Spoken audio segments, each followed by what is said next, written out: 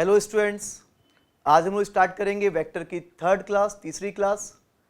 Last class में हमने देखा था कि कैसे वेक्टर को रिजॉल्व करेंगे। आज हम लोग पढ़ेंगे कैसे दो वेक्टर्स को या दो से ज़्यादा वेक्टर्स को आपस में ऐड करेंगे, एडिशन ऑफ वेक्टर। जैसा कि फर्स्ट क्लास में मैंने बताया था आप लोग को कि वेक्टर को नॉर्मल तरीके से ऐड नहीं कर सकते, वेक्टर को ऐड करने का अपना एक अलग तरीका है, कहलाता है क्या कि वेक्टर लॉ ऑफ एडिशन। तो आज हम लोग स्टार्ट करेंगे वेक्टर लॉ ऑफ एडिशन। देखिए, वेक्टर को ऐड करने के कई सारे तरीके होते हैं, तीन तरीके होते हैं वेक्टर को ऐड करने के। एक हमारा कहलाता है ट्रायंगल लॉ ऑफ एडिशन, फिर उसके बाद हम लोग पढ़ेंगे कंपोनेंट मेथड ऑफ एडिशन, और हम लोग पढ़ेंगे parallelogram method of addition. Triangle rule of addition, component method of addition और पैरेललोग्राम मेथड ऑफ एडिशन। आज हम लोग को क्या पढ़ना है? Triangle law of addition. जब भी हम लोग दो वेक्टर को ऐड करते हैं तो वेक्टर, याद रखना, वेक्टर और वेक्टर को ऐड करने से हमेशा क्या मिलता है? वेक्टर। वेक्टर और वेक्टर को ऐड करने से हमेशा क्या मिलता है? वेक्टर। तो अगर मान लो कि मैं वेक्टर ए है और वेक्टर बी है, अगर मैं इसको ऐड करूंगा तो मुझे क्या मिलेगा? वेक्टर। मुझे वेक्टर मिलेगा और वो कहलाएगा रिजल्टेंट। रिजल्टेंट कहलाएगा, ये आर कहलाएगा resultant of A and B. अगर मान लो तीन वेक्टर हैं ए, बी और सी, तीन वेक्टर ए, बी और सी, अगर मैं इन तीनों को मैं पूछूंगी ए, बी और सी, इन तीनों का रिजल्टेंट क्या है, तो इसका मतलब क्या हुआ? तीनों को ऐड कर दो और तीनों को ऐड करने से जो वेक्टर मिलेगा वो क्या कहलाएगा? इन तीनों वेक्टर का रिजल्टेंट, वो रिजल्टेंट कहलाएगा। देखो लिखा भी हुआ है इनफैक्ट यहाँ पे, sum of two vector is also called resultant vector of these two vectors R equal to A plus B. R is the resultant of A and B. ठीक है, तो स्टार्ट करेंगे हम लोग क्या आज? Triangle law of addition of two vectors. दो vector को कैसे हम लोग ऐड करें बाय यूजिंग ट्रायंगल लॉ, वो आज हम लोग देखने जा रहे हैं। ठीक है, देखें तो यहां पर देखो आप लोग, ये एक वेक्टर ए है, इससे मतलब नहीं है, यहां पे देखें आप, ये रहा वेक्टर ए। हमें और दो वेक्टर यहां पे, एक ही वेक्टर ए है और दूसरा लेट्स से कि ये हमारा वेक्टर बी है। हाँ, ये हमारा वेक्टर ए और लेट्स से ये दूसरा वेक्टर कौन है? बी। और वेक्टर ए और वेक्टर बी के बीच का ये एंगल कितना है? थीटा। वेक्टर ए और वेक्टर बी के बीच का ये एंगल कितना है? थीटा। ये हमारा वेक्टर ए है। तो यहां पे क्या क्या दिया हुआ है? वेक्टर ए दिया है, वेक्टर ए का मैग्नीट्यूड गिवन है कि वेक्टर ए का मैग्नीट्यूड कितना है? ए। वेक्टर बी का मैग्नीट्यूड गिवन है कि वेक्टर बी का मैग्नीट्यूड कितना है? बी। और वेक्टर ए और वेक्टर बी के बीच का एंगल कितना है? थीटा। तो ये लंबाई कितनी हुई? ए। ये लंबाई कितनी है? बी। और ये लेंथ, ये और ये एंगल कितना है? थीटा। मैग्नीट्यूड का मतलब क्या होता है? लेंथ। ये देख चुके हम लोग फर्स्ट क्लास में। हमें इनको ऐड करना है, हमें रिजल्टेंट निकालना है। हमें वेक्टर ए दिख रहा, हमें वेक्टर बी दिख रहा, हमें रिजल्टेंट को दिखाना है। देखते हैं कैसे दिखाएंगे इस लॉ में। यहां पर देखो आप, ये हमारा क्या कहलाएगा? फर्स्ट वेक्टर का हेड, और ये क्या कहलाएगा? सेकंड वेक्टर का टेल।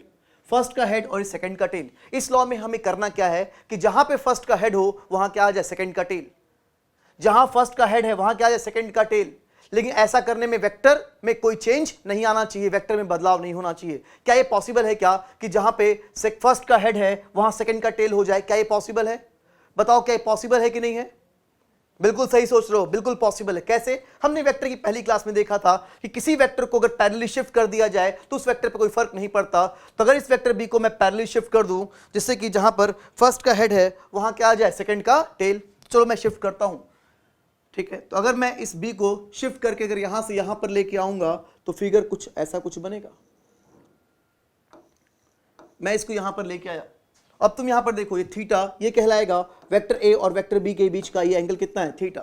तो यहां पर आपको वेक्टर ए दिख रहा, वेक्टर बी दिख रहा, ए और बी के बीच का एंगल थीटा दिख रहा। तुम यहां पर देखो, ये क्या आ गया? यहां पर क्या आ गया? जहां पे फर्स्ट का हेड है वहां क्या आ गया? सेकंड का टेल। ये काम सबसे पहले करना है।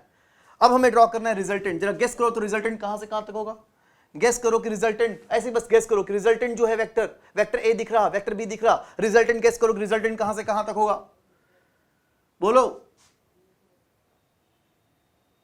सही सोच रहे हो तुम लोग? बिल्कुल। चलो ये दिखा दिया मैंने, ये क्या होगा? यहां से यहां तक, फर्स्ट के टेल से लेकर सेकंड के हेड तक मिलाने वाले वेक्टर जो होगा वो कहलाएगा हमारा रिजल्टेंट वेक्टर। तो ये आ गया हमारा रिजल्टेंट वेक्टर। बिल्कुल, बहुत अच्छे।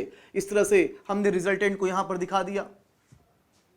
या ये कौन है? Vector A. ये कौन है? Vector B. और ये कौन हो गया? Vector R. चाहो तो मैं यहाँ पर इस एंगल को भी दिखा सकता हूँ अल्फा, इस एंगल को मैं यहाँ पे दिखा दूं कि जो एंगल है वो एंगल कितना है, ये अल्फा। थीटा क्या कहलाएगा, वेक्टर ए और वेक्टर बी के बीच का एंगल। अल्फा क्या कहलाएगा, वेक्टर ए और वेक्टर आर के बीच का एंगल।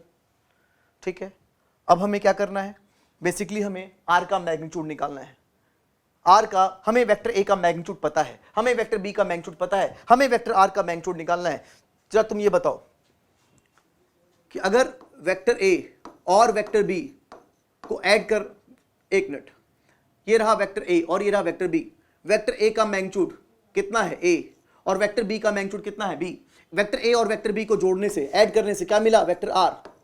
मान लो वेक्टर ए का मैग्नीट्यूड, ए की वैल्यू कितनी हो 7, और वेक्टर बी का मैग्नीट्यूड कितना हो 15। ए की जगह मैंने 7 लिखा, बी की जगह मैंने 15 लिखा। वेक्टर ए 7 है, वेक्टर बी 15 है, तो बताओ ए और बी को ऐड करने से जो आर मिला, जल्दी बताओ कि आर का मैग्नीट्यूड कितना होगा। अगर वेक्टर ए 7 हो और वेक्टर बी 15 हो तो आर का मैग्नीट्यूड कितना होगा, बोलो। अगर तुम 22 सोच रहे हो कि 7 + 15 22, तो बिल्कुल तुम गलत सोच रहे हो, रिजल्टेंट 22 नहीं होगा। अगर रिजल्टेंट 22 ही होना होता तो फिर मैं पढ़ाता क्यों। ये तो आप बचपन से पता है कि 7 और 15 मिलकर क्या देंगे 22। हम लोग आज 11th में अलग से पढ़ रहे हैं triangle of addition, addition of vector. इसका मतलब कि ऑब्वियसली इसका आंसर 22 नहीं होगा, कुछ और होगा। देखते हैं कि वो क्या होगा। कितने, क्या आप लोग ये सोच पा रहे हो कि रिजल्टेंट 22 से कम होगा। इस फिगर के देख के, इस फिगर को देख के तुम सोचो, क्या तुम ये सोच पा रहे हो कि रिजल्टेंट 22 से कम होगा। मैं 5 सेकंड का मौका देता हूं सोचने का, जल्दी सोचो कि रिजल्टेंट 22 से कम है।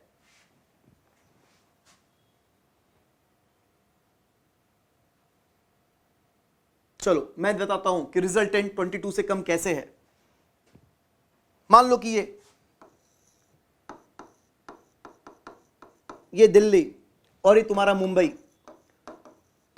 दिल्ली से मुंबई जाने का 2 रास्ता है। एक रास्ता कौन सा है, रेड वाला, और एक रास्ता कौन सा है, व्हाइट वाला। एक रेड और एक व्हाइट वाला। एकदम फिगर से क्लियर दिख रहा है कि रेड वाला रास्ता जो है वो लंबा है और व्हाइट वाला डायरेक्ट रास्ता है, व्हाइट वाला रास्ता क्या है, छोटा। वेक्टर ए का मैग्नीट्यूड कितना है 7। इसका मतलब वेक्टर ए की जो लेंथ होगी यहां से लेकर यहां तक, जो वेक्टर ए की लेंथ होगी वो कितनी होगी 7। वेक्टर बी का मैग्नीट्यूड कितना है 15, मतलब यहां से यहां तक की लेंथ कितनी होगी 15। तो ये लेंथ 7 हुआ और लेंथ कितना हुआ 15। अगर मैं दिल्ली से गोरखपुर, अगर मैं इस दिल्ली से मुंबई अगर मैं इस रास्ते से जाता हूं तो मुझे कितना चलना पड़ेगा। दिल्ली से मुंबई अगर मैं इस रास्ते से जाता तो मुझे कितना चलना पड़ेगा, 7 + 15 कितना चलना पड़ेगा 22। और अगर मैं डायरेक्ट इस रास्ते से गया, इस व्हाइट वाले रास्ते से गया, तो ऑब्वियसली मुझे कितना चलना पड़ेगा 22 से कम, क्योंकि ये व्हाइट वाला छोटा है, रेड वाला 22। ऑब्वियसली जो व्हाइट वाला है वो 22 से क्या है, कम। मतलब ये लेंथ 22 से कम है। इसका मतलब लेंथ का मतलब क्या होता है, मैग्नीट्यूड। ये आर 22 से क्या है, कम, मतलब आर का मैग्नीट्यूड कंफर्म होता है कि 22 से क्या होगा, कम। तो प्रूफ होता है इस एग्जांपल से कि रिजल्टेंट जो है वो 22 नहीं होगा, वो 22 से कम होगा। कितना होगा उसके लिए हमें देखना होगा फॉर्मूला, लेकिन तो कंफर्म होता है कि इस फिगर में जो रिजल्टेंट है वो 22 से कम है। ठीक है, तो अब हमें जानना है कितना है। अब हम लोग यही सीखने जा रहे हैं कि अगर वेक्टर ए का मैग्नीट्यूड ए हो, तो हमने, एक सेकंड मैं फिर से बोलता हूं, हमने क्या देखा, रिजल्टेंट यहां पे 22 नहीं आया, 22 नहीं आया मतलब 7 + 15 नहीं आया, मतलब रिजल्टेंट a + b नहीं होगा। अरे जब 7 + 15 नहीं होगा तो a + b नहीं होगा। a क्या है, a का मैग्नीट्यूड, b क्या है, इस b का मैग्नीट्यूड। एक चीज मैं आप लोग से रिक्वेस्ट करना चाहूंगा, जब मैं इसको ऐसे लिखूं आप लोग ऐसे ही लिखो, जब मैं इसको ऐसे लिखूं आप लोग इसको ऐसे ही लिखो। जब मैं ये लिखता हूं तो आप कॉपी पे ये लिखते हो, जब मैं ये लिखता हूं तो कॉपी पे आप ये लिखते हो। ऐसा नहीं होना चाहिए, जैसे मैं लिख रहा हूं वैसे लिखो आप लोग। इस दोनों में डिफरेंस है। ये वेक्टर है, इसके अंदर मैग्नीट्यूड भी है और डायरेक्शन भी है, और सिर्फ क्या है, मैग्नीट्यूड। तो यहां पर ये a ये b मैग्नीट्यूड, तो रिजल्टेंट हमने क्या देखा, 7 + 15 नहीं, मतलब a + b नहीं। कितना होगा देखेंगे, देखने जा रहे हैं कि वो कितना होगा। ठीक है,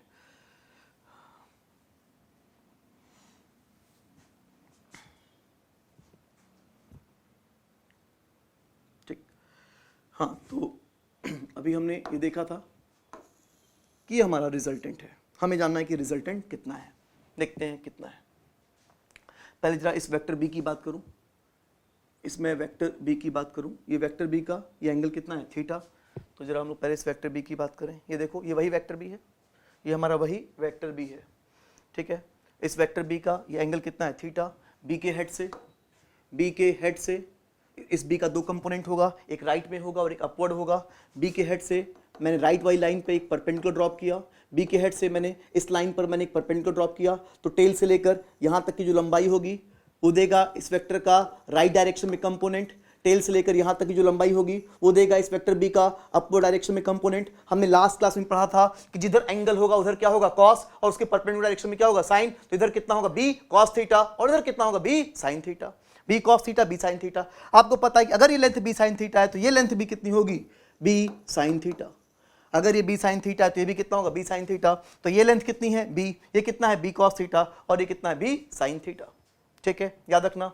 तो यहाँ पे देखें ये जो फिगर मैंने ड्रॉ किया था, इस फिगर को ये ए बी और आर, इस फिगर को मैं दोबारा ड्रॉ कर रहा हूँ नीचे, ये देखो ये फिगर वही फिगर है, सेम फिगर है जो मैंने अभी ऊपर ड्रॉ किया था, ये वही फिगर है। ये कौन है वेक्टर ए और ये कौन है वेक्टर बी और ये कौन है वेक्टर आर। वेक्टर ए और वेक्टर बी के बीच का एंगल कितना है थीटा, ये ए ये बी और ये आर। अभी हमने देखा अगर ये वेक्टर बी है तो ये लेंथ कितनी होगी बी कॉस थीटा और ये लेंथ कितनी होगी बी साइन थीटा।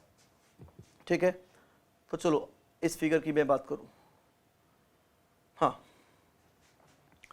ठीक है, vector A vector B vector R, B का component B cos theta B sine theta, और वेक्टर ए का मैग्नीट्यूड कितना है ए। अगर वेक्टर ए का मैग्नीट्यूड ए है तो यहां से लेकर यहां तक की जो लेंथ होगी वो कितनी होगी ए, और यहां से यहां तक की लेंथ कितनी हुई बी कॉस थीटा, तो यहां से यहां तक की लेंथ ए हुई और यहां से यहां तक की लेंथ कितनी हुई बी कॉस थीटा। मतलब ये हुआ कि स्टार्टिंग से लेकर एंड तक, मतलब कि यहां से लेकर यहां तक की लेंथ कितनी हो गई ए प्लस बी कॉस थीटा, तो ये पूरी लेंथ कितनी हो गई ए प्लस बी कॉस थीटा और लेंथ कितनी हुई बी साइन थीटा। मैं कर क्यों रहा हूं, मैं इसलिए कर रहा हूं कि यहां पर मैं क्या बना सकूं राइट एंगल ट्रायंगल, जिससे कि मैं पाइथागोरस थ्योरम को यूज कर सकूं। तो तुम देख सकते हो कि यहां पर क्या बन चुका है राइट एंगल ट्रायंगल, ये यहां पर एक राइट एंगल ट्रायंगल बन चुका है जिसके बेस की लंबाई कितनी है A plus B cos theta और इस परपेंडिकुलर की लंबाई कितनी है बी साइन थीटा। तो राइट एंगल ट्रायंगल में पाइथागोरस थ्योरम का यूज करके हम लोग इस हाइपोटेन्यूज की लंबाई निकाल सकते हैं, और हाइपोटेन्यूज की लंबाई निकल जाएगी मतलब आर की लंबाई निकल जाएगी। यहाँ पे जो आर है वही कौन है हाइपोटेन्यूज, तो हाइपोटेन्यूज की लंबाई निकल जाएगी मतलब रिजल्टेंट की लंबाई निकल जाएगी, और लंबाई का मतलब लेंथ का मतलब क्या होता है मैग्नीट्यूड। चलो लगाते हैं, तो इसकी लेंथ निकालते हैं, तो इसकी लेंथ क्या होगी अंडर रूट बेस का स्क्वायर प्लस परपेंडिकुलर का स्क्वायर, तो इसकी लेंथ क्या होगी अंडर रूट बेस का स्क्वायर प्लस परपेंडिकुलर का स्क्वायर, ये रहा बेस ये रहा परपेंडिकुलर, और लेंथ का मतलब क्या होगा वेक्टर आर का मैग्नीट्यूड, ये वेक्टर आर का मैग्नीट्यूड हो गया। अब इसको हम लोग सॉल्व करें, इसको देख सकते हो तुम, इसको अब तो सिंपल है कैलकुलेशन, इसमें तो कुछ खास बात नहीं है। यहाँ पर देखो ये क्या हो जाएगा A square B square cos square theta plus 2ab cos theta और B square sine square theta. यहाँ पे बी स्क्वायर और बी स्क्वायर कॉमन लेंगे, cos square theta plus sine square theta जो कि क्या होगा 1, जो कि क्या होगा 1। तो इस तरह से इस रिजल्टेंट का मैग्नीट्यूड क्या आएगा, क्या आएगा मैग्नीट्यूड, बोलो क्या लिखूं, बोलो क्या लिखूं, A square plus B square plus 2ab cos theta, इस तरह से क्या गया रिजल्टेंट का मैग्नीट्यूड। और रिजल्टेंट का मतलब क्या होता है अभी ऊपर देखा, रिजल्टेंट इक्वल्स टू क्या होता है vector A plus vector B, तो रिजल्टेंट का मैग्नीट्यूड मतलब vector A plus vector B का मैग्नीट्यूड, तो रिजल्टेंट का मैग्नीट्यूड मतलब vector A plus vector B का मैग्नीट्यूड। ये बन गया फार्मूला, ये आ गया आंसर हमारा। तो मैं चाहता हूं देख लो इधर, मैं फिर से बोल रहा हूं इस वेक्टर का मैग्नीट्यूड कितना है, इस वेक्टर का मैग्नीट्यूड कितना है ए, इस वेक्टर का मैग्नीट्यूड कितना है बी। वेक्टर ए का मैग्नीट्यूड ए है, वेक्टर बी का मैग्नीट्यूड बी है, लेकिन आर का मैग्नीट्यूड ए प्लस बी बिल्कुल नहीं है, आर का मैग्नीट्यूड ए प्लस बी नहीं है। तो क्या है आर का मैग्नीट्यूड, आर का मैग्नीट्यूड कितना है, इसका मैग्नीट्यूड कितना है अंडर रूट ए, इसका मैग्नीट्यूड है under root A square plus B square plus 2ab cos theta. ये आ गया आंसर हमारा। इस तरह से हमने रिजल्टेंट का मैग्नीट्यूड भी निकाल लिया। अब तुम चाहते हो कि ये अल्फा भी निकालना, देखते हैं कि अल्फा क्या है। थीटा में, थीटा दिया है क्वेश्चन में, थीटा क्या है वेक्टर ए और वेक्टर बी के बीच का एंगल। चलो अल्फा निकालते हैं। अगेन वापस मैं इसी राइट एंगल ट्रायंगल की बात कर रहा हूं, इसी राइट एंगल ट्रायंगल से तुम अल्फा निकाल सकते हो। tan अल्फा कितना होगा परपेंडिकुलर अपॉन बेस, परपेंडिकुलर कितना है b sin थीटा और बेस कितना है a plus B cos theta, तो tan अल्फा इक्वल्स टू क्या हो जाएगा b sin theta upon a plus B cos theta. ठीक है, तो वो तुम्हें नीचे मिल जाएगा। मैं चाहता हूं कि वीडियो को रोक के, वीडियो को पॉज करके इसको लिखे अपनी कॉपी पे, वीडियो को रोक के इसको अपनी कॉपी पे लिखे, जल्दी करो।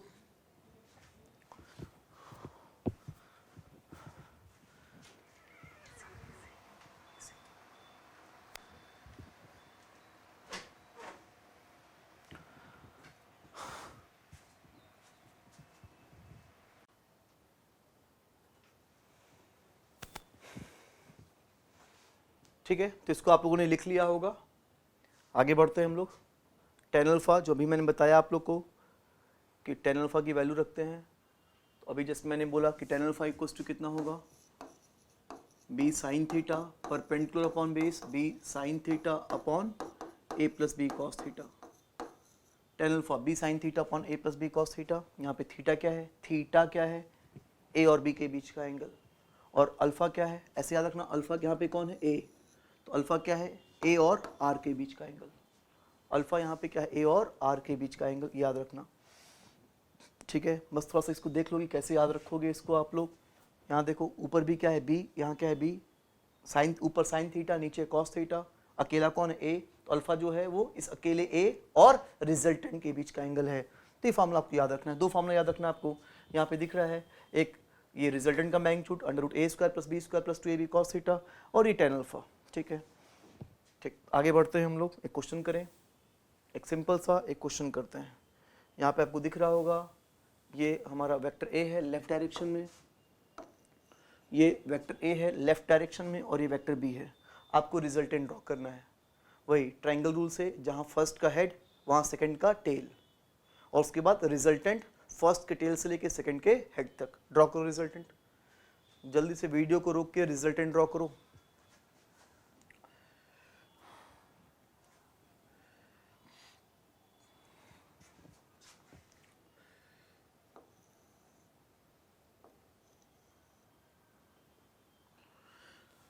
ठीक है, चलो मैं ड्रॉ करता हूँ। यहाँ पे देखो, इसको ये क्या है, फर्स्ट का टेल, और ये क्या है, फर्स्ट का हेड, और ये ग्रीन वाला जो है, इस ग्रीन वाले को तुम बोल सकते हो कि ये क्या है, सेकंड का टेल, और यहाँ पे क्या है, सेकंड का हेड। इसको मैं बोल रहा हूँ, ए को बोल रहा हूँ फर्स्ट वेक्टर, और बी को मैं क्या बोल रहा हूँ, सेकंड वेक्टर। इसमें हम लोग क्या करते हैं कि जहाँ पे फर्स्ट का हेड हो वहाँ क्या हो, जहाँ फर्स्ट का हेड वहाँ सेकंड का टेल, तो वेक्टर बी को उठाऊंगा यहाँ रख दूंगा, जिससे कि जहाँ पे फर्स्ट का हेड है वहाँ सेकंड का टेल आ जाए। तो मैंने वेक्टर बी को पैरेलली शिफ्ट कर दिया, और वेक्टर बी को उठा के मैं यहाँ पे लेके आ गया। चलो वेक्टर बी को मान लो मैं उठा के यहाँ, ये वेक्टर बी है, इस वेक्टर बी को मैं यहाँ से यहाँ तक लेके आ गया। तो जहाँ फर्स्ट का हेड वहाँ सेकंड का टेल। अब मैं ड्रॉ करूँगा रिजल्टेंट।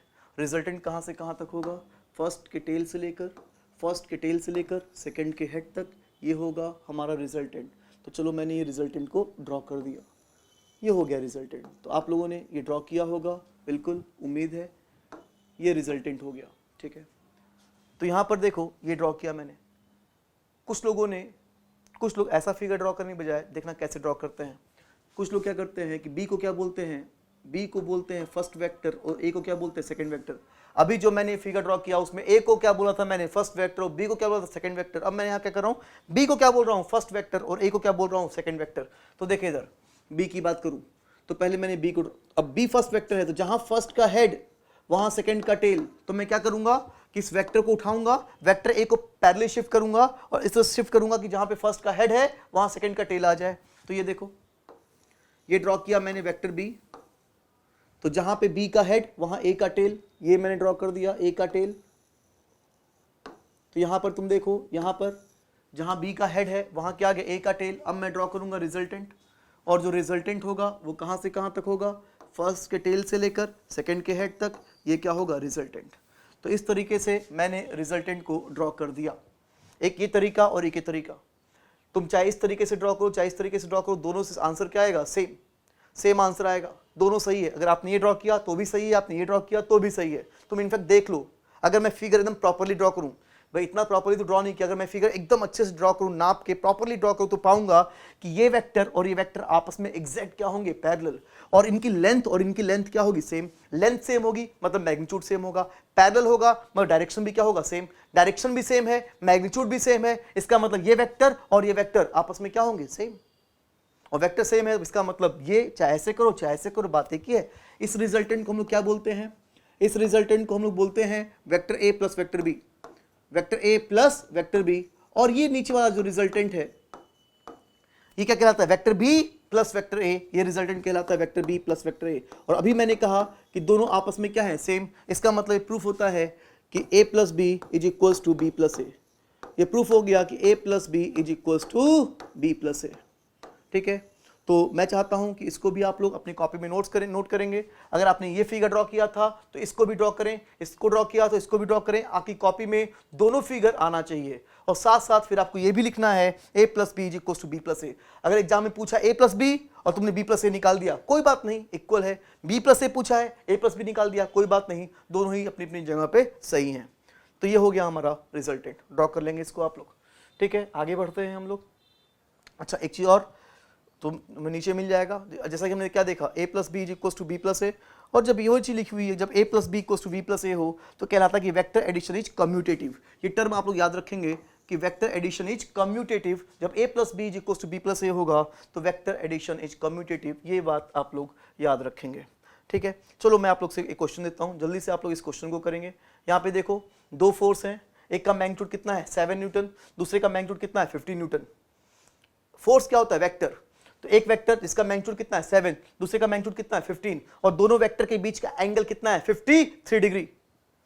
तो पूछा है कि जो रिजल्टेंट फोर्स होगा, रिजल्टेंट मतलब दोनों वेक्टर को ऐड करने से जो मिलेगा वो क्या होगा, रिजल्टेंट। तो पूछा है कि रिजल्टेंट फोर्स का मैग्नीट्यूड कितना होगा, कैलकुलेट द रिजल्टेंट। हाँ, रिजल्टेंट पूछा है, और पूछा है कि रिजल्टेंट का इस 7 न्यूटन वाले वेक्टर से एंगल कितना होगा। फिर से चलो, एक वेक्टर कितना है 7, एक 15 है, उनके बीच का एंगल 53 डिग्री। पहले तो पूछा है कि जो रिजल्टेंट होगा उसका मैग्नीट्यूड कितना होगा, और दूसरा ये पूछा है कि रिजल्टेंट इस 7 न्यूटन से कितना एंगल बनाएगा। निकालो, रिजल्टेंट 7 न्यूटन से कितना एंगल बनाएगा, ये आपको निकालना है। निकालो, जल्दी करो।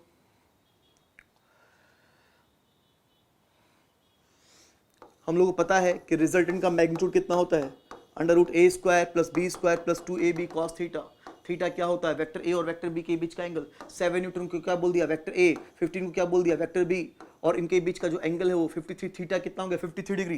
तो इस फॉर्मूले से क्या निकल जाएगा, रिजल्टेंट का मैग्नीट्यूड। और हमें क्या निकालना है, रिजल्टेंट और वेक्टर ए के बीच का एंगल। रिजल्टेंट और वेक्टर ए के बीच का एंगल है, उसके लिए हम लोग कौन सा फॉर्मूला यूज करेंगे, tan अल्फा वाला formula. tan alpha equals to कितना होता है, b sin theta upon a plus B cos theta. उस फॉर्मूले का यूज करके हम लोग अल्फा निकाल सकते हैं, ठीक है। वीडियो को रोक के जल्दी निकालो।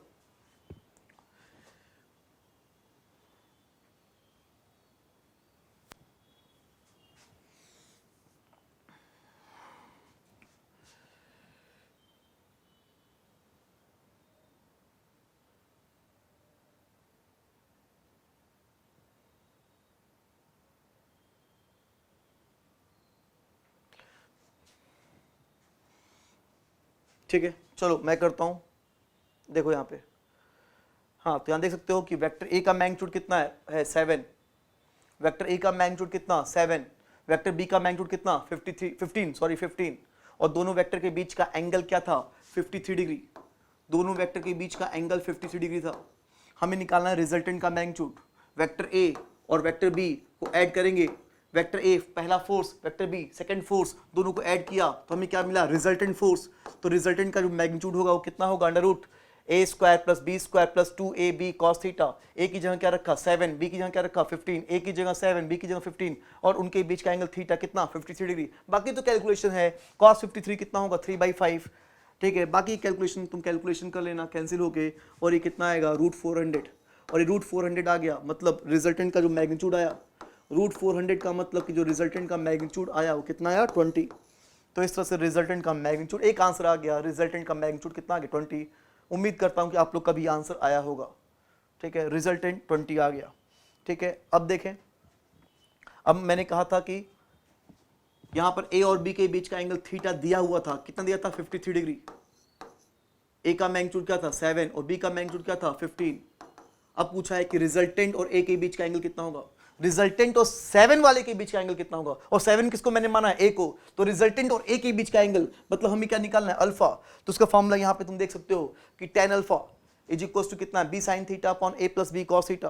तो जहां जहां b था तुम देखो वहां मैंने क्या लिख दिया 15, b की जगह मैंने क्या लिख दिया 15, a की जगह मैंने क्या लिखा 7, और थीटा क्या रखा 53 डिग्री, थीटा 53 डिग्री रखा, ठीक है। ये वैल्यू पुट कर दी, sin 53 4/5, cos 53 3/5। बाकी तो तुम देखो कैलकुलेशन है, 5 और 15 कैंसिल कितना आएगा 3, 3 × 4 कितना हो गया 12, 5 और 15 कैंसिल कितना आ गया 3, 3 × 3 कितना हो गया 9, 9 + 7 कितना हो गया 16, तो 12/16, 12/16। अब तो बाकी कैलकुलेशन है, 4 से कर दिया इसको कैलकुलेशन में, तो 3/4। tan alpha is equals to कितना आ गया 3/4, मतलब अल्फा इक्वल्स टू कितना आ गया 37 डिग्री आ गया। और यही अल्फा क्या कहलाएगा, वेक्टर ए और वेक्टर आर के बीच का एंगल। बिल्कुल आप लोग का ये आंसर आया होगा, बिल्कुल सही, ये रहा हमारा। ठीक है, तो इस तरह से ये हमारा क्वेश्चन कंप्लीट हुआ। सिंपल फॉर्मूला बेस्ड क्वेश्चन था, कुछ खास क्वेश्चन नहीं था, सिंपल सा क्वेश्चन था, ये आ गया। कर लोगे आप लोग इस तरह से, ए का मैग्नीट्यूड दिया हो, बी का मैग्नीट्यूड दिया हो, एंगल दिया हो, रिजल्टेंट निकाल सकते हैं। ठीक है, तो यहां पे हमने देखो ए का मैग्नीट्यूड कितना है 7, बी का मैग्नीट्यूड कितना है 15, ए और बी को ऐड करने से क्या मिला आर। क्या यहां पे इस एग्जांपल में क्या आर का मैग्नीट्यूड 7 + 15 मतलब क्या 22 आया? 7 + 15 क्या 22 आया? बिल्कुल नहीं। कितना आया? 20। 15 7 + 15 22 नहीं, कितना आया? 20। वही मैं दिखाना चाह रहा था कि रिजल्टेंट जरूरी नहीं कि 22 आए, हमने देखा कि 20 आएगा, 20 भी आ सकता है। मैंने ये बिल्कुल कभी नहीं कहा कि 20 आ नहीं सकता, 20 भी आ सकता है। सॉरी, मैंने ये नहीं कहा कि 22 नहीं आ सकता, 22 भी आ सकता है, लेकिन हमेशा 22 नहीं आएगा। हमने देखा कि जब एंगल 53 डिग्री है तो आंसर कितना है 20 आया। चलो आगे मैं 1-2 एग्जांपल और करता हूं, बस आपको उसको देखना है, आपको सॉल्व नहीं करना। लेकिन उसके पहले जरा मैं इसका एक फिगर ड्रॉ कर रहा हूं, इसी क्वेश्चन का मैं एक फिगर दिखा रहा हूं आप लोग को, इसी क्वेश्चन का एक फिगर। ठीक है, यहाँ पे देखो एक ब्लॉक है, इस ब्लॉक पे वही मैं उसी क्वेश्चन की बात कर रहा हूँ जो अभी हमने ऊपर पढ़ा। ये एक ब्लॉक है, इस ब्लॉक पे 2 फोर्स लग रहे हैं, एक का मैग्नीट्यूड कितना है 7 न्यूटन और एक का मैग्नीट्यूड कितना है 15 न्यूटन। दोनों वेक्टर के बीच का एंगल कितना दिख रहा है आपको 53 डिग्री। अभी हमने पढ़ा 7 और 15 जिनका एंगल 53 डिग्री है, उनका रिजल्टेंट कितना है, दोनों मिलकर रिजल्टेंट कितना देंगे 20 न्यूटन देंगे। 7 और 15 मिलकर क्या देंगे 20 न्यूटन। मान लो इस ब्लॉक, ये बॉडी है, इस ब्लॉक को मैं खींच रहा हूं 7 से इधर, तुम खींच रहे हो 15 से इधर, क्या ये बॉडी इधर जाएगी?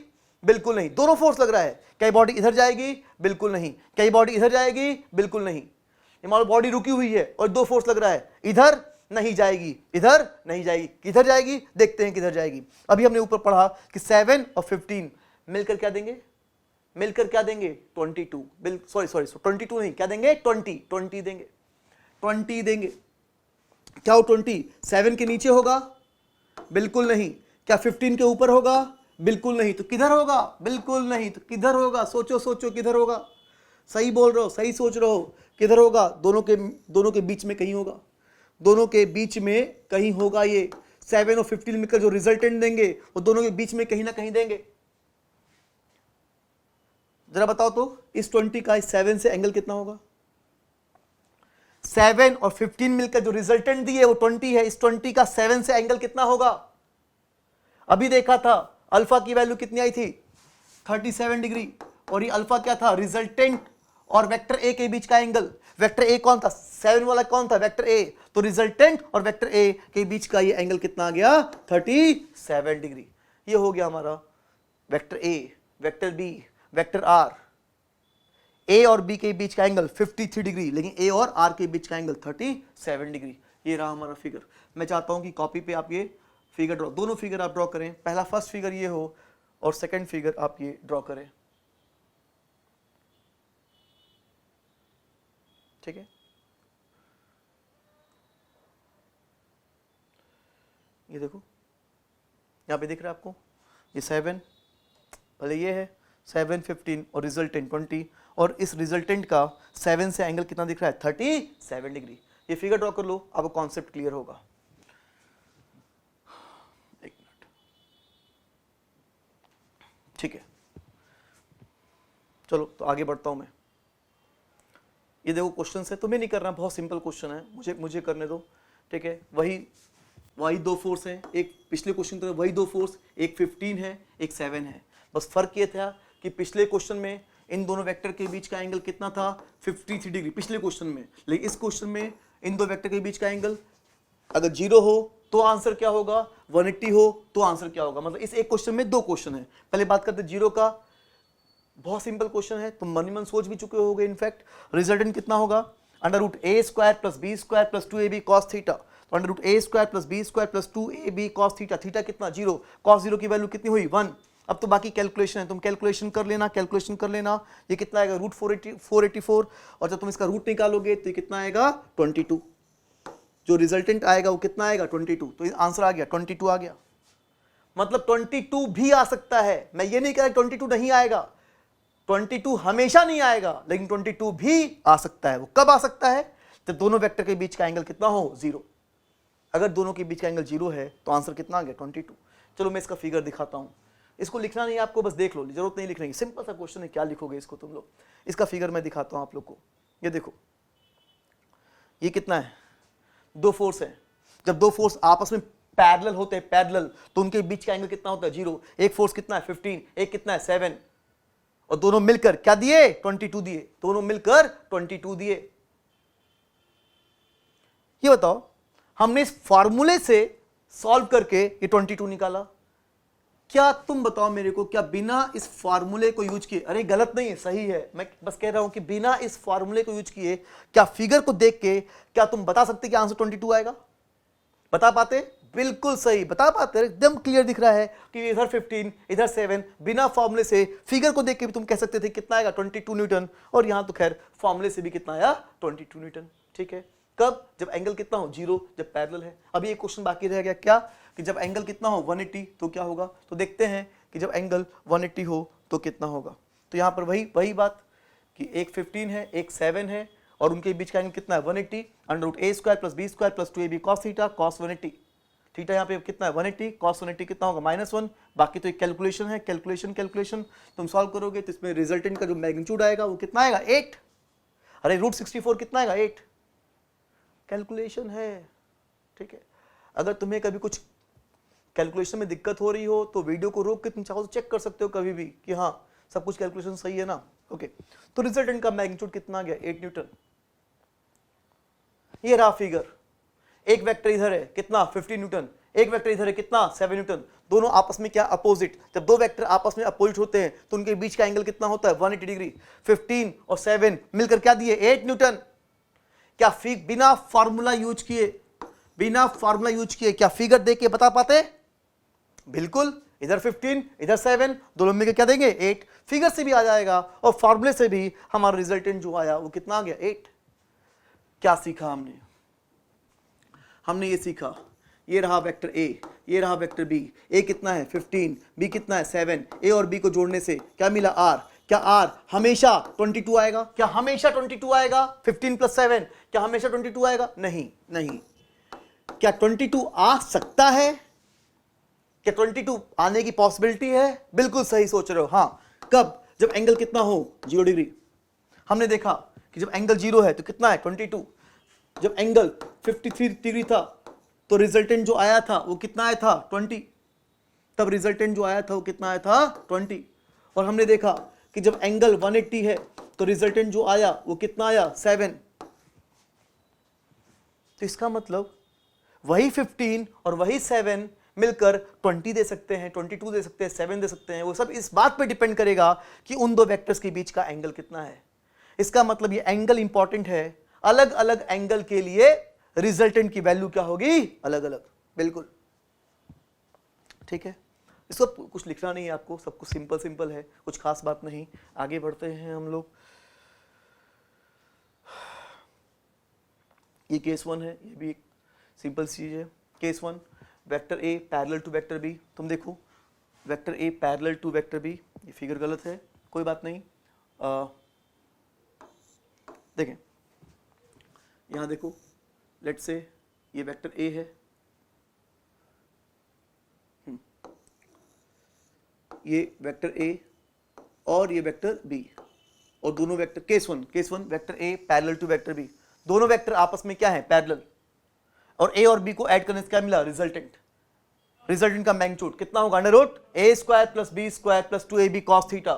थीटा कितना 0। जब दो वेक्टर पैरेलल होते हैं तो उनके बीच का एंगल कितना होता है 0। cos 0 की वैल्यू क्या होगी 1, तो ये कितना होगा √a² + b² + 2ab। तो ये क्या हो जाएगा a + b का होल स्क्वायर। तो यहां मैंने लिख दिया a + b का होल स्क्वायर। तो स्क्वायर और रूट हटेगा तो यहाँ क्या बचेगा a प्लस बी। तो इस तरह से रिजल्टेंट का मैग्नीट्यूड कितना आ गया a प्लस बी, फॉर्मूले से a प्लस बी आया, मैग्नीट्यूड a प्लस बी आया। कब आया? हमेशा नहीं आता ये, a प्लस बी हमेशा नहीं आता। कब आता? जब उनके बीच का एंगल कितना हो, 0। कब? जब वेक्टर a और वेक्टर b आपस में क्या हो, पैरेलल। चलो अब इसको हम लोग ग्राफिकली ऐड करते हैं, ग्राफ से तरीका वही ट्राइंगल रूल वाला तरीका, क्या कि जहां पे फर्स्ट का हेड होगा वहां क्या होगा, सेकंड का टेल। जैसे ऊपर हमने ड्रॉ किया तो वैसे दोबारा इसको ड्रॉ करने वाले हैं कि जहां पे फर्स्ट का हेड होगा वहां क्या होगा, सेकंड का टेल, और रिजल्टेंट कहां से कहां तक होगा, फर्स्ट के टेल से लेके सेकंड के हेड तक। ड्रॉ करो, तुम इसको ड्रॉ करो। ध्यान देना, ड्रॉ करते वक्त किसी वेक्टर में कोई चेंज नहीं होना चाहिए। जो वेक्टर ए राइट है, राइट रहना चाहिए। दोनों वेक्टर राइट है तो दोनों वेक्टर राइट ही रहने चाहिए। तो जल्दी से ट्राइंगल लॉ का यूज करते हुए रिजल्टेंट ड्रॉ करो, जल्दी करो। जब भी मैं कोई क्वेश्चन कहता हूं ड्रॉ करो, सॉल्व करो, तो वीडियो को पॉज करना है, सॉल्व करना है।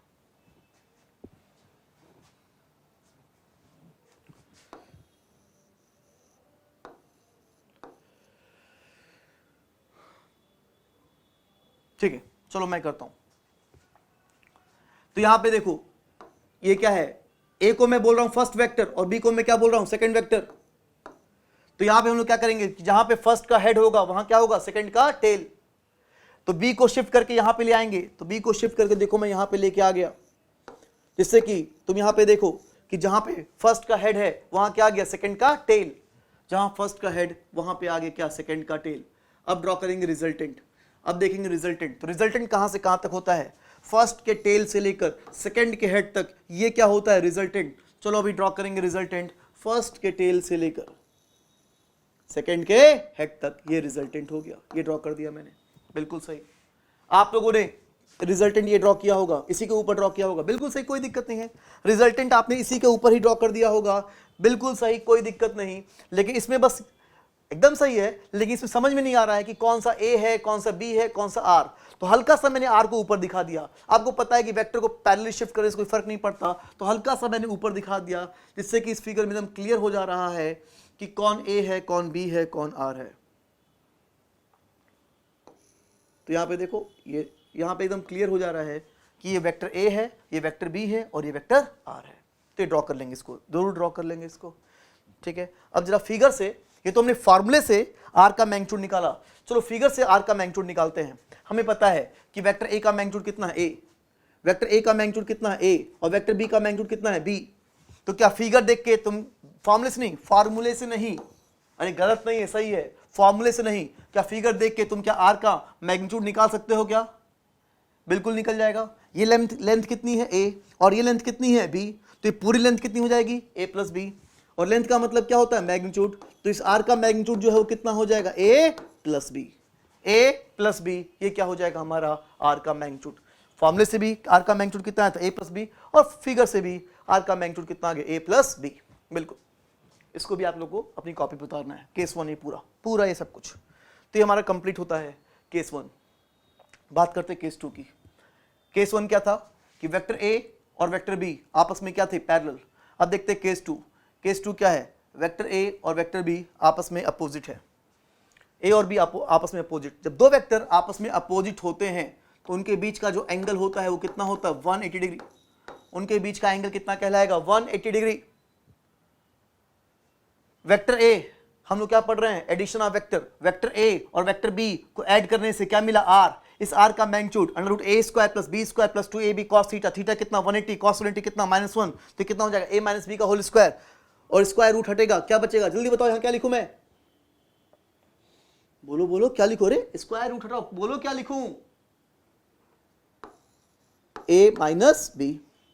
यही बोल रहे हो ना आप लोग, यही, ठीक है। चलो मेरे क्वेश्चन का एक जवाब दो तुम, बताओ √7 - 5 का होल स्क्वायर, क्या लिखूं यहां पे आंसर, बताओ क्या लिखूं। अरे तुम समझ लो कि मैं अंतर्यामी हूं, तुम बोलोगे मुझे सुनाई दे देगा। हाँ, क्या होगा इसका आंसर, 2। बिल्कुल सही, तुम बोले 2 होगा। लेकिन आगे से मैं इस क्वेश्चन को पूछूं कि इसका आंसर क्या होगा, तो तुम 2 मत कहना, 2 सही है लेकिन 2 ना कहना, क्या बोलना, 7 - 5, ठीक है, 7 - 5 बोलना, ठीक है। चलो बताओ क्या होगा इसका आंसर, जल्दी बोलो। सही सोचा, 9 - 6। 3 मत बोलो, 3 सही है लेकिन क्या बोला है, 9 - 6। 7 माइनस 5, 9 माइनस 6। चलो बताओ इसका आंसर क्या होगा, जल्दी बताओ क्या लिखो इसका आंसर, बोलो जवाब दो।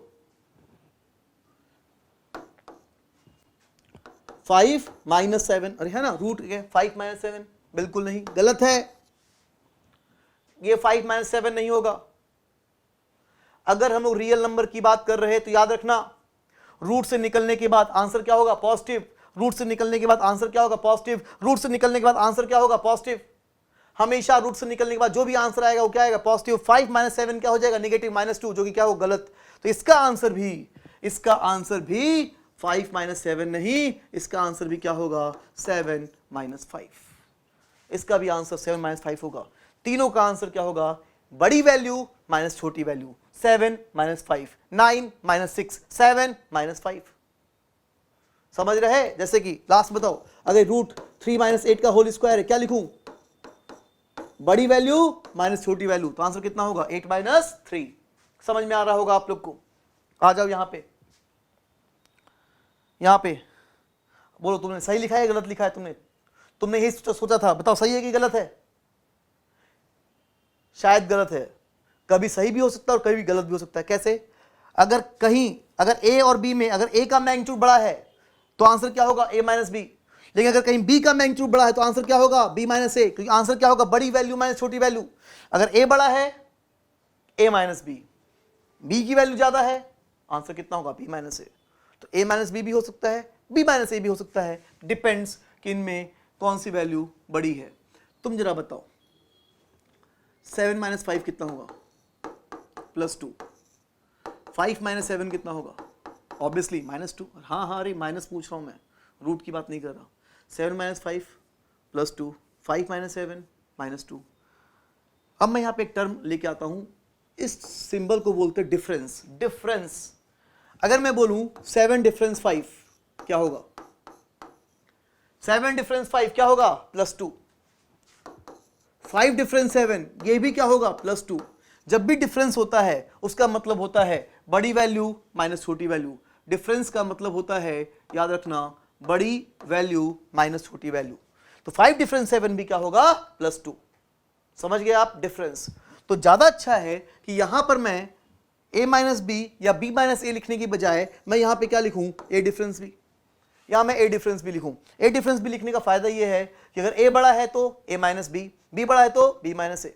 या एक और उपाय है, आप मॉड भी लगा सकते हैं।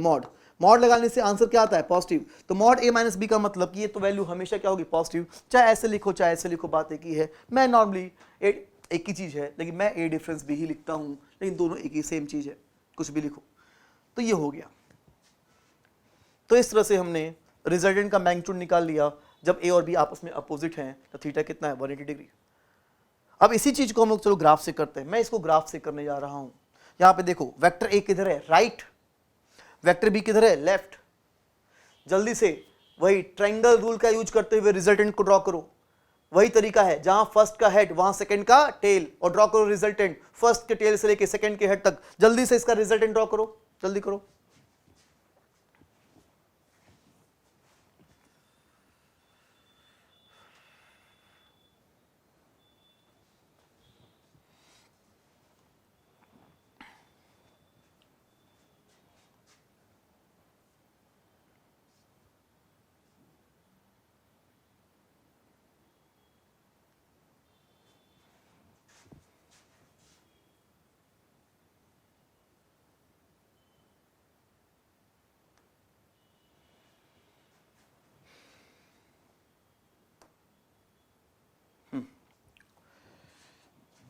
थोड़ा डिस्टर्ब हो गया था, यहाँ देखो। हाँ, जल्दी से इसका रिजल्टेंट ड्रॉ करो। ए ये बी, ड्रॉ करो रिजल्टेंट।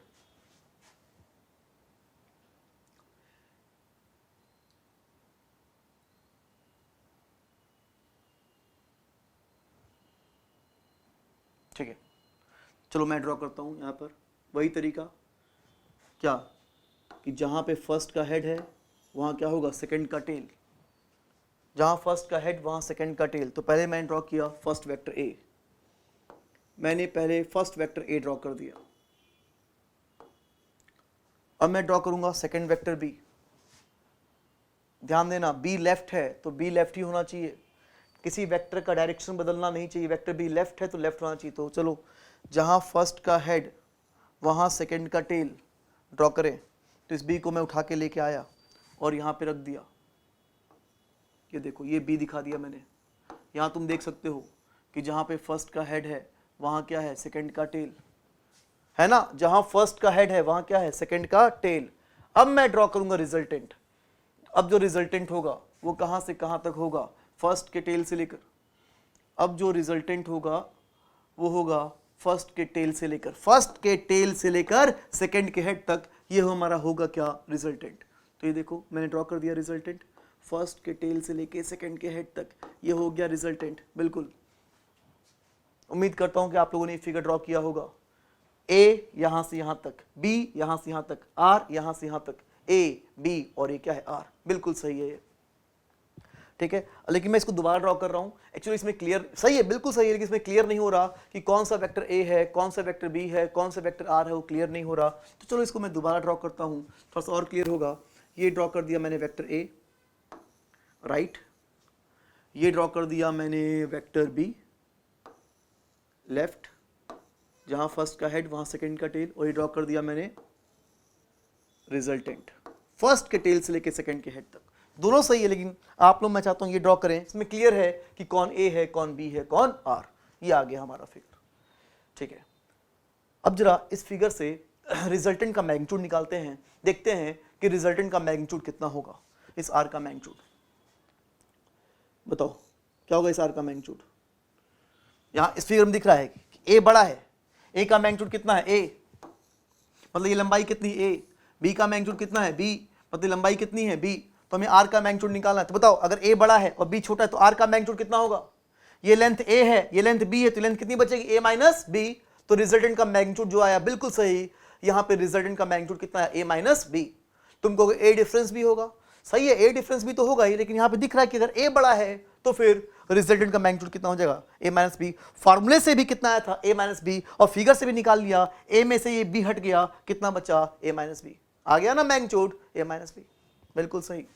तो जरा बताना तुम, हाँ, तो resultant equals to vector A vector B. बताओ यहाँ बीच में मैं क्या लिखूं, प्लस की माइनस, जल्दी बताओ बीच में मैं क्या लिखूं, प्लस लिखूं कि माइनस लिखूं, बोलो।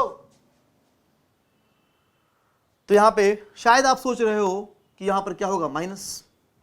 अगर आपने यहाँ माइनस सोचा तो बहुत ही गलत किया, यहाँ माइनस नहीं, यहाँ क्या होगा, प्लस। यहाँ माइनस नहीं, यहाँ पे क्या होगा, प्लस। तुम कहोगे अभी तो आपने माइनस बोला, फिर यहां बोल रहे प्लस, कि आप ही कभी माइनस कभी प्लस बोल रहे हैं। नहीं, मैंने कभी कुछ नहीं बोला, मैंने कभी नहीं बोला कि यहां माइनस होगा, यहां तो प्लस ही होगा। तुमको अभी तो बोला थोड़ी देर पहले, तुम कहोगे नहीं नहीं बोला मैंने तो क्या बोला, रिजल्टेंट का मैग्नीट्यूड, रिजल्टेंट का मैग्नीट्यूड मैंने क्या कहा था, ए माइनस बी। ये अलग स्टेटमेंट है, ये अलग स्टेटमेंट है, ये रिजल्टेंट है और उसी रिजल्टेंट का ये मैग्नीट्यूड है। इनमें से कौन सा स्टेटमेंट सही है, कौन सा स्टेटमेंट सही है, ये वाला कि ये वाला, दोनों सही है, ये भी सही और ये भी क्या है, सही। इसको यहां वो अलग बात है कि यहां पर मैं a माइनस बी भी लिख सकता हूं, और ज्यादा अच्छा है कि यहां पे क्या लिखूं, a डिफरेंस भी। हाँ, a बड़ा है तो ऑटोमेटिकली क्या हो जाएगा, a माइनस बी। तुमको यहां माइनस क्यों नहीं आएगा, अरे क्यों आएगा माइनस। आज की हमारे टॉपिक का नाम क्या है, एडिशन ऑफ वेक्टर की सब्ट्रैक्शन ऑफ वेक्टर। क्या है टॉपिक हमारा ये, आज हम लोग क्या पढ़ रहे हैं, addition of vector. Subtraction of vector तो स्टार्ट ही नहीं हुआ, सब्ट्रैक्शन ऑफ वेक्टर भी हमें पढ़ना है 2-3 क्लास के बाद। आज तो हम लोग क्या पढ़ रहे हैं, एडिशन ऑफ वेक्टर। इनफैक्ट देखो बेवकूफों, जितने लोगों ने जो लोग सोचे थे यहां पे माइनस होगा, माइनस तो यहां होगा, लेकिन यहां माइनस नहीं होगा, यहां तो क्या होगा, प्लस। जितने लोगों ने भी यहां माइनस सोचा, अरे बेवकूफों ऊपर देखो, यहां ऑलरेडी प्लस लिखा हुआ था। जो मैं पूछ रहा हूं, जो क्वेश्चन मैंने पूछा वो ऑलरेडी ऊपर लिखा हुआ था। इसी यही तो केस 2 ही तो चल रहा है। देखो इधर वेक्टर ए और वेक्टर बी को ऐड करने से क्या मिला, आर, और इस आर का मैग्नीट्यूड कितना आया, ए माइनस बी। ए बड़ा है तो ए माइनस बी। वही बात, वेक्टर ए और वेक्टर बी को ऐड करने से क्या मिला, आर, जिसका आर का मैग्नीट्यूड कितना आया, ए माइनस बी। समझ गए। रिजल्टेंट, और तो और कितनी बार मैंने कहा कि रिजल्टेंट का मतलब ही क्या होता है, वेक्टर को ऐड करना। रिजल्टेंट का मतलब होता है वेक्टर को ऐड करना। ये ए और बी का रिजल्टेंट है। आज हम लोग क्या पढ़ रहे हैं? ट्रायंगल रूल ऑफ एडिशन, जहां फर्स्ट का हेड होगा वहां सेकंड का टेल, और रिजल्टेंट कहां से कहां तक होगा? फर्स्ट के टेल से लेकर सेकंड के हेड तक। ये किसका रिजल्टेंट है? ए और बी का रिजल्टेंट है। और रिजल्टेंट का मतलब क्या होता है? प्लस, जिसका मैग्नीट्यूड कितना आया? ए माइनस बी। ज्यादा अच्छा है कि ए डिफरेंस भी लिखें, लेकिन अगर ए बड़ा है तो उसको ए माइनस बी भी कह सकते हैं। अब तो क्लियर हुआ होगा आप लोग को। हम लोग का टॉपिक का नाम क्या है? Addition of vector. मैग्नीट्यूड तो कुछ भी आ सकता है। अभी हमने ऊपर देखा कि वो तो एंगल पे डिपेंड करेगा। अगर मैं एंगल जीरो रख दूंगा तो मैग्नीट्यूड क्या आ जाएगा? ए प्लस बी। 180 रख दिया तो कितना आ जाएगा? ए डिफरेंस बी। 90 रख दूंगा, अगर यहां पे मैं एंगल 90 रख दूंगा, तुम चेक कर लेना बाद में, रिजल्टेंट का मैग्नीट्यूड ना ए प्लस बी आएगा ना ए माइनस बी आएगा। कितना आएगा? Under root A square plus B square आएगा। कुछ और एंगल रख दूंगा तो मैग्नीट्यूड कुछ और आ जाएगा। तो मैं एक बार लास्ट, इसमें आप लोग को दिक्कत होती है इसलिए मुझे इतनी मेहनत करनी पड़ रही है। इसमें गलती मत करना। यहां पे क्या होगा? प्लस प्लस, ये अपने आप ही माइनस हो रहा है, प्लस होगा जिसका मैग्नीट्यूड ए माइनस बी होगा। बेटर ए डिफरेंस भी बोला जाए। तो वीडियो को रोक के इसको लिखेंगे, ये इंपॉर्टेंट है। इसमें आप लोग गलती करते हो। केस 1 में तो तुम गलती नहीं करते, लेकिन केस 2 में गलती करते हो। खासकर ये फिगर ज़्यादा इंपॉर्टेंट है। तो वीडियो को रोक के आपको ये सब कुछ लिखना अपनी कॉपी पे। ठीक है, ठीक है। तो मैं मान रहा हूं कि आप लोग लिख चुके होंगे। इसको मैं आगे बढ़ाता हूं।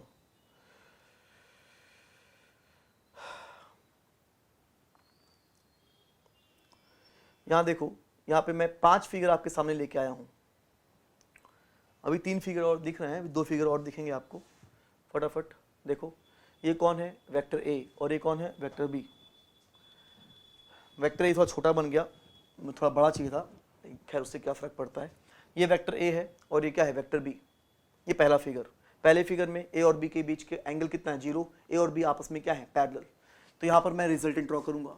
तो जो रिजल्टेंट होगा, चलो यहाँ पर मैं रिजल्टेंट ड्रॉ करूंगा। जो रिजल्टेंट होगा वो फर्स्ट के टेल से लेकर सेकंड के हेड तक होगा। ये क्या होगा? रिजल्टेंट। अगर यहाँ पर ए का मैग्नीट्यूड ए है और बी का मैग्नीट्यूड बी है तो रिजल्टेंट का मैग्नीट्यूड कितना होगा? रिजल्टेंट की लंबाई एकदम क्लियर दिख रहा है, ये लंबाई ए, ये लंबाई बी, तो रिजल्टेंट की लंबाई कितनी होगी? ए प्लस बी। ठीक, तो रिजल्टेंट का मैग्नीट्यूड आ गया ए प्लस बी। ठीक, अब मैंने क्या किया? ये फर्स्ट फिगर है, ये सेकेंड फिगर, ये थर्ड फिगर, और नीचे फोर्थ और फिफ्थ फिगर होंगे। ठीक है, अब मैंने क्या किया कि वेक्टर बी को मैंने हल्का सा घुमा दिया। वेक्टर बी को मैंने हल्का सा घुमा दिया। पहले वेक्टर बी हॉरिजॉन्टल था, अब हल्का सा टिल्ट कर दिया। अब ये रिजल्टेंट हो गया। तो बताओ, फर्स्ट की तुलना में सेकंड का रिजल्टेंट की लेंथ, फर्स्ट की कंपेयर में सेकंड की रिजल्टेंट की लेंथ बढ़ गई कि घट गई? इंक्रीज हो गई या डिक्रीज हो गई? सोचो। बिल्कुल एकदम सिंपल सी बात है कि रिजल्टेंट जो होगा वो कम हो गया। बी कॉमन रिजल्टेंट फर्स्ट की तुलना में सेकंड की रिजल्टेंट कम हो गया। रिजल्टेंट की लंबाई कम हो गई। लंबाई का मतलब क्या होता है? मैग्नीट्यूड। मतलब इसका मैग्नीट्यूड क्या हो गया? ए प्लस बी से कम। फर्स्ट का क्या था? ए प्लस बी मैग्नीट्यूड, और सेकंड का रिजल्टेंट क्या हो गया? ए प्लस बी से कम। मैग्नीट्यूड की बात हो रही है। ठीक है, अब देखो ये हो गया। अब मैंने क्या किया? वेक्टर बी को और घुमा दिया, और इतना घुमा दिया कि ए और बी के बीच का एंगल कितना बन गया? 90 डिग्री। वेक्टर ए और वेक्टर बी के बीच का एंगल कितना बन गया? 90 डिग्री बन गया। तुम देख लो। अब जो रिजल्टेंट है वो ये हो गया। क्या रिजल्टेंट और कम हो गया? बिल्कुल सही बात है। फर्स्ट से कम कौन है? सेकंड। सेकंड से कम कौन है? थर्ड। थर्ड का रिजल्टेंट और कम हो गया। अच्छा, कम होकर कितना हो गया? क्या तुम बता सकते हो कितना हो गया? अगर वेक्टर ए का मैग्नीट्यूड ए हो, वेक्टर बी का मैग्नीट्यूड बी हो, तो क्या तुम रिजल्टेंट का मैग्नीट्यूड बता सकते हो कितना होगा? ये एक राइट एंगल ट्रायंगल बन रहा है, तो यहां पे क्या यूज कर सकते हैं? Pythagoras theorem. तो पाइथागोरस थ्योरम से इस आर की लंबाई निकालेंगे तो कितना आएगा? इस हाइपोटेन्यूज की लंबाई अंडर रूट बेस का स्क्वायर प्लस परपेंडिकुलर का स्क्वायर, तो क्या हो जाएगा? Under root A square plus B square. तो ये रिजल्टेंट का magnitude under root A square plus B square हो गया। ठीक है, तो फर्स्ट से कम सेकंड हुआ, फर्स्ट से कम सेकंड, सेकंड से कम थर्ड। फोर्थ की बात करते थे। फोर्थ फिगर में मैं दिखाने वाला हूं कि वेक्टर बी को मैं और घुमा दूंगा। वेक्टर बी को मैंने और घुमा दिया, ये बन गया फोर्थ फिगर। ये फोर्थ फिगर हो गया। तुम यहां पे देखो, ये रिजल्टेंट। क्या रिजल्टेंट अब थर्ड से भी कम हो गया? बिल्कुल कम हो गया। रिजल्टेंट और कम हो गया। ठीक, क्या रिजल्टेंट को इससे, क्या रिजल्टेंट को फोर्थ से भी कम कर सकते? क्या फोर्थ से भी कम कर सकते हैं क्या? बिल्कुल। मैंने बी को इतना घुमा दिया कि बी क्या हो गया, ए के अपोजिट। ये देखो फिफ्थ फिगर दिख रहा होगा आप लोग को, ये बी क्या हो गया, ए के अपोजिट। अब रिजल्टेंट कहां से कहां तक होगा, फर्स्ट के टेल से लेके सेकंड के हेड तक, ये क्या हो गया रिजल्टेंट। अब इसमें देखिए कि रिजल्टेंट का मैग्नीट्यूड, रिजल्टेंट की लंबाई कितनी होगी, मतलब रिजल्टेंट का मैग्नीट्यूड कितना होगा, इसको देखते हैं। तो ए का मैग्नीट्यूड कितना है ए, और बी का मैग्नीट्यूड कितना है बी, तो इस आर का मैग्नीट्यूड कितना होगा, इस आर का मैग्नीट्यूड कितना होगा ए माइनस बी। एकदम क्लियर दिख रहा है, वेक्टर ए का मैग्नीट्यूड ए है, मतलब ये लेंथ कितनी ए, वेक्टर बी का मैग्नीट्यूड कितना है बी, तो ये लेंथ कितनी है बी, तो ये लेंथ कितनी बचेगी ए माइनस बी। आ गया ए माइनस बी। ज्यादा अच्छा है यहां पर कि ए माइनस बी लिखने की बजाय मैं यहां पर लिखने वाला हूं ए डिफरेंस बी। ए बड़ा है तो ए माइनस बी, बी फिलहाल तो इस एग्जांपल में तो ए बड़ा है, लेकिन ज्यादा अच्छा है कि हमेशा के लिए क्या लिखा जाए ए डिफरेंस बी। तो रिजल्टेंट 4 से कम 5 हो गया। क्या रिजल्टेंट 5 से भी कम हो सकता है क्या, जवाब दो, क्या रिजल्टेंट 5 से भी कम हो सकता है क्या, बिल्कुल नहीं, मिनिमम है। और कम कैसे कर लोगे, ये रिजल्टेंट क्या है मिनिमम, इससे कम नहीं हो सकता, सबसे कम है और कम नहीं हो सकता। और हमने ऊपर देखा था ये वाला रिजल्टेंट क्या है मैक्सिमम, फर्स्ट वाला रिजल्टेंट क्या है मैक्सिमम। तो हमने क्या देखा कि रिजल्टेंट मैक्सिमम कब होगा, जब दोनों वेक्टर क्या हो पैरेलल, मतलब उनके बीच का एंगल कितना हो 0 डिग्री। फिर हमने देखा कि रिजल्टेंट मिनिमम कब होगा, जब ए और बी आपस में क्या हो अपोजिट, मतलब उनके बीच का एंगल कितना हो 180 डिग्री। ठीक, चलो पांचों फिगर को एक साथ लेके आया हूं। ये देखो ये पांचों फिगर आपको दिखाई दे रहे हैं यहां पे, ये मैक्सिमम है रिजल्टेंट, ये मिनिमम है। तो एक चीज याद रखना, रिजल्टेंट अधिक से अधिक कितना हो सकता है a प्लस बी, कम से कम कितना हो सकता है a डिफरेंस b। तो रिजल्टेंट या तो a प्लस बी होगा या a डिफरेंस b होगा या उसके बीच में होगा, a plus B, a difference b या उसके बीच में। ठीक है, तो यहां देखो ये लिख दे रहा हूं मैं, रिजल्टेंट ये आपको लिखना है, रिजल्टेंट मैक्सिमम है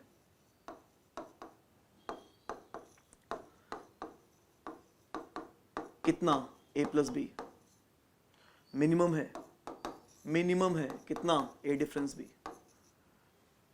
a प्लस बी कब पैरेलल, a डिफरेंस b कब अपोजिट। तो हमने क्या सीखा, रिजल्टेंट या तो a प्लस बी होगा या a डिफरेंस b होगा, या तो a प्लस बी होगा या a डिफरेंस b होगा या उसके बीच में होगा। इससे ज्यादा नहीं, इससे कम नहीं, लेकिन इसके बीच में तो पॉसिबल है। तो ये इसको भी एक फॉर्मूले की तरह याद करना है आप लोग को। ठीक है, तो मैं ये चाह रहा था कि आप लोग कॉपी में सब कुछ ये सारे फिगर अगर आप लोग ड्रॉ कर लो तो बहुत अच्छी बात है, वीडियो को रोक के। ठीक है, नहीं भी ड्रॉ करोगे तो भी काम चलेगा याद, लेकिन इसको लिख लेना तो ज़्यादा अच्छा है। कि मैं चाह रहा हूँ कि पांचों फिगर ड्रॉ करें, अगर तुमको ये ड्रॉ नहीं करना तो कम से कम ये चीज़ जरूर लिखना है, ये जरूर लिखना हो a plus B, a difference b या उसके बीच में। ठीक है, यहां से आपको एक चीज और क्लियर हो रही है। तुम पहले मुझे ये बताओ कि इन 5 फिगर में कौन सा ये वाला फिगर है, ये वाला फिगर कौन सा है, फर्स्ट है कि सेकंड है कि थर्ड है कि फोर्थ है कि फिफ्थ है कि ऑल है, कौन, या फर्स्ट सेकंड है कौन है। Vector r equals to vector a plus B, vector r equals to vector a plus vector b, कौन सा फिगर है। सही सोच रहे हो, सब है सब, सिर्फ फर्स्ट नहीं है। अरे देखो ना ये एरो, ये मैग्नीट्यूड नहीं है, एरो है, वेक्टर है, ये वेक्टर है, ये आर है, वेक्टर है। पांचों में हमने एक ही काम किया, पांचों में ट्रायंगल रूल निकाला है, ट्रायंगल रूल लगाया है, जहां फर्स्ट का हेड वहां सेकंड का टेल, जहां फर्स्ट का हेड वहां सेकंड का टेल, जहां फर्स्ट का हेड वहां सेकंड का टेल। और पांचों में रिजल्टेंट है फर्स्ट के टेल से लेकर सेकंड के हेड तक, फर्स्ट के टेल से लेकर सेकंड के हेड तक। और रिजल्टेंट का मतलब भी क्या होता है, vector a plus vector b। तो पांचों फिगर, पांचों के पांचों वेक्टर r इक्वल टू क्या है, vector a plus vector b, पांचों है ये। लेकिन फिगर अलग अलग क्यों बन रहा है, क्योंकि एंगल क्या है अलग अलग, लेकिन पांचों के पांचों क्या है, vector r is equals to vector a plus vector b। अब तुम देखो फर्स्ट फिगर में क्या ट्रायंगल बन रहा है, नहीं। लास्ट फिगर में क्या ट्रायंगल बन रहा है, नहीं। क्या बाकी सब में ट्रायंगल बन रहा है, हाँ। तो चलो एक चीज और आप और सीखते हैं, अगर वेक्टर पैरेलल हैं तो अगर ए और बी पैरेलल हैं तो तीनों मिलकर ए बी और आर मिलके ट्राइंगल नहीं बनाएंगे। अगर ए और बी अपोजिट हैं तो भी तीनों मिलकर ट्राइंगल नहीं बनाएंगे। मतलब अगर 0 डिग्री है तो ट्राइंगल नहीं बनेगा, 180 डिग्री है तो ट्राइंगल नहीं बनेगा। बाकी कोई भी एंगल हो, 10 डिग्री हो, 20 हो, 30 हो, 90 हो, 120, 160 कुछ भी हो, बस 0 ना हो और 180 ना हो तो फिर वेक्टर ए, वेक्टर बी और वेक्टर आर तीनों मिलकर क्या बनाएंगे? एक ट्राइंगल। तो ये एक हमने एक अच्छी बात सीखी कि अगर वेक्टर पी और वेक्टर क्यू को ऐड किया तो वेक्टर आर मिला, तो ये और ये तीनों मिलकर, तीनों वेक्टर मिलकर एक ट्राइंगल बनाएंगे।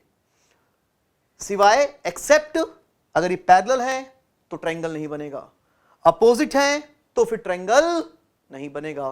बाकी सारे एंगल पे क्या बनेगा? ट्राइंगल। ठीक है, तो वही चीज यहां पे लिखी है, आपको यहां मिल जाएगी। तो ये एक इंपॉर्टेंट पॉइंट हमने पढ़ा। ठीक है, आगे बढ़ते हैं। ये वही चीज जो अभी हमने ऑलरेडी पढ़ लिए है कि R maximum A plus B, R minimum A difference B, R अधिक से अधिक कितना होगा? ए प्लस बी, या क्या होगा? ए डिफरेंस बी, या उसके बीच में। अभी जस्ट मैंने ऊपर लिखवा दिया था इसको, पैरेलल में, अपोजिट में। ठीक, और ये इसको जरूर लिखना अपनी कॉपी पे। क्या कि वेक्टर ए और वेक्टर बी को ऐड करने से क्या मिला? Vector R. तो वेक्टर ए, वेक्टर बी और वेक्टर आर तीनों मिलकर क्या बनाएंगे? ट्राइंगल। एक्सेप्ट सिवाय A parallel to B and A opposite to B. Parallel होगा ट्राइंगल नहीं बनेगा, अपोजिट होगा ट्राइंगल नहीं बनेगा। बाकी तीनों, बाकी हर केस में क्या बनेगा? ट्राइंगल।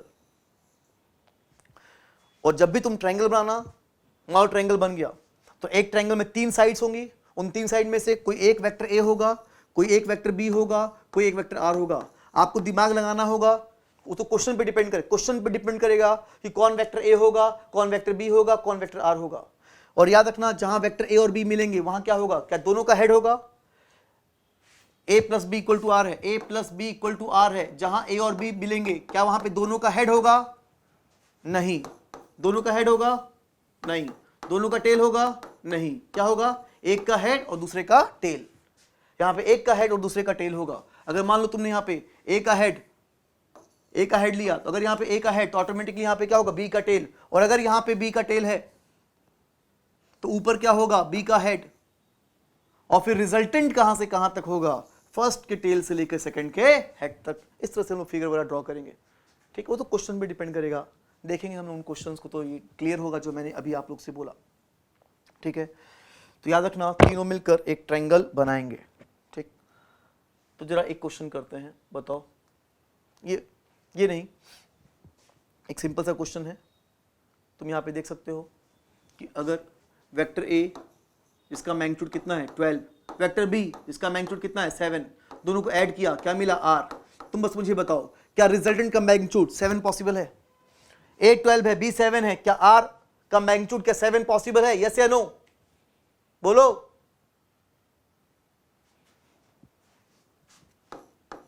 अभी हमने देखा कि रिजल्टेंट का मैग्नीट्यूड अधिक से अधिक कितना होगा? ए प्लस बी, और कम से कम कितना होगा? ए डिफरेंस बी। तो 12 बड़ा है, 12 माइनस 7 होगा।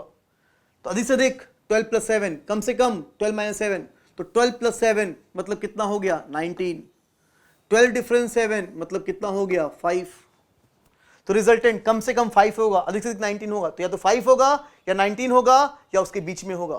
तो क्या 7 पॉसिबल है? क्या बिल्कुल 7 क्या है? 5 और 19 के बीच में, बिल्कुल 7 पॉसिबल है। 7 पॉसिबल है, 5 पॉसिबल है, 6 पॉसिबल है, 7 पॉसिबल है, 12 पॉसिबल है, 8 पॉसिबल है, 15 पॉसिबल है, 19 पॉसिबल है। क्या 4 पॉसिबल है? 4। क्या ये 4 दे पाएंगे? नहीं। क्या 4.9 दे पाएंगे? नहीं। क्या 19.2 दे पाएंगे? नहीं। या तो 5 या 19 या उसके बीच में। क्या 7 दे पाएंगे? बिल्कुल बिल्कुल दे पाएंगे, बिल्कुल दे पाएंगे। ठीक है,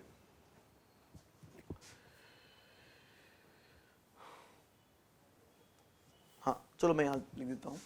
तो अभी जो हम लोग देख रहे थे कि vector A vector B add कर दिया, आर मिल गया, तो मैं फिर से पूछता हूँ क्या कि अगर एक 12 हो, एक 7 हो, क्या दोनों मिलकर 7 दे सकते हैं? बिल्कुल। मिनिमम क्या है? 5, मैक्सिमम क्या है? 19, तो बिल्कुल 7 पॉसिबल है। चलो इसका जवाब दो मुझे तुम। एक वेक्टर क्या है? 12 और दूसरा कितना है? 5। क्या रिजल्टेंट 5 पॉसिबल है? जल्दी बताओ। 12 और 5 मिलकर क्या 5 दे पाएंगे? 12 और 5 मिलकर क्या 5 दे पाएंगे? बोलो। नहीं नहीं, अगर तूने 5 बोला तो गलत बोला है। अरे कैलकुलेशन तो कर लो, कितना सिंपल कैलकुलेशन है। मिनिमम क्या देंगे? Minimum 12 minus 5 7, maximum 17। 7 पॉसिबल है, 17 पॉसिबल, उसके बीच में 5 पॉसिबल नहीं है। ध्यान दो, ठीक है। लास्ट ये बताओ, क्या 5 और 5 मिलकर क्या 5 दे पाएंगे? जल्दी बताओ। क्या 5 और 5 मिलकर 5 दे पाएंगे? रिजल्टेंट का मैग्नीट्यूड जल्दी बोलो। 5 और 5 मिलकर मिनिमम क्या देंगे? 0। मैक्सिमम क्या देंगे? 10।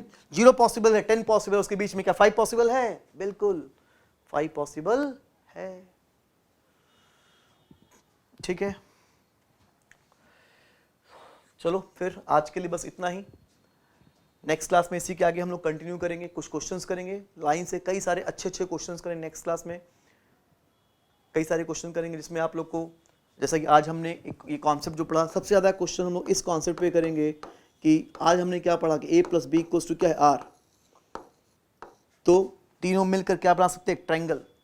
तो ट्रायंगल बना के नेक्स्ट क्लास में हम लोग कई सारे क्वेश्चंस को सॉल्व करेंगे, अच्छे क्वेश्चन भी सॉल्व करेंगे। देखते हैं इसको नेक्स्ट क्लास में। तो आज के लिए बस इतना ही, मिलते हैं नेक्स्ट क्लास में। Okay, bye.